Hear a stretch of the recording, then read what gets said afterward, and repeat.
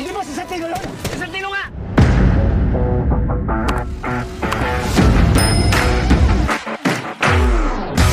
Matapos pindutin ni Santino ang remote ng bomba, agad silang tumakas ni Lucio habang sumabog ang lugar kung saan naroon sina Tanggol at ang kanyang mga kasamahan.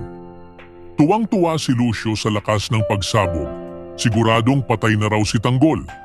Samantalang si Santino, halatang kinakabahan sa nangyari lalo na't maraming inosente ang nadamay. Samantala, sa kabilang dako, nagsasaya na sina Miguelito. Naniniwala silang panalo na sila sa laban. Lingid sa kaalaman ni Miguelito, inilabas na ni Fatima ang kanilang mga sekreto sa publiko. Pagkagising ni Fatima mula sa pagkakaidlip dahil sa pagsabog, agad niyang hinanap sina Paeng at Tanggol.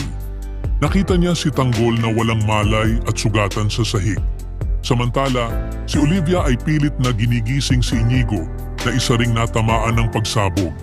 Habang abala ang iba, kinausap ni Edwin si Lucio. Ayon sa kanya, panahon na para tuluyang tapusin at iligpit ang lahat ng natitirang Montenegro. Alalang-alala ang mga kasamahan ni Tanggol nang makita siyang duguan at walang malay.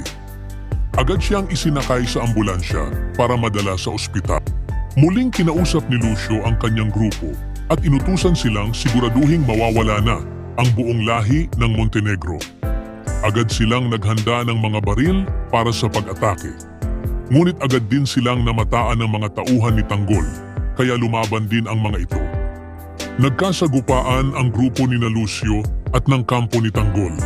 Sa tindi ng palitan ng putok, napilitang umatras ang grupo ni Lucio dahil nasusugod na sila at hindi na sila makapalag.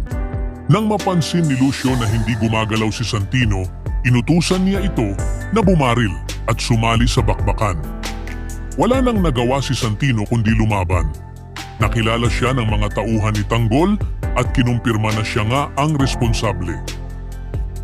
Sa kanyang pagtakbo, hindi sinasadyang mahulog ni Santino ang napansin ni Enteng ang remote ng bomba na nahulog. Napaisip siya kung si Santino ba talaga ang may kagagawan ng pagsabog at nagsimulang magduda sa katotohanan sa likod ng lahat. Kabila ng matinding pagsabog at pag-aakalang patay na si Tanggol, muling umikot ang laban.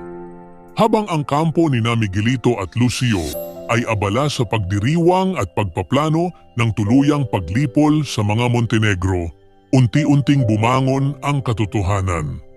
Sa pagbagsak ng remote ng bomba at pagkakakilanlan kay Santino, nabuksan ang posibilidad ng pagkabunyag sa tunay na nasa likod ng trahedya.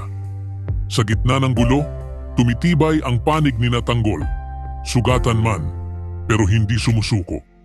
Habang papalapit ang huling laban, mas lalong lumilinaw na ang tagumpay ay hindi lamang nasusukat sa lakas ng armas, kundi sa paninindigan, katotohanan at pagkakaisa ng mga naninindigang lumaban. Ibahagi ang inyong saloobin sa comment section. Huwag kalimutang mag-subscribe at i-click ang notification bell para hindi ninyo ma-miss ang susunod na kabanata ng Batang Quiapo. Maraming salamat sa panunood.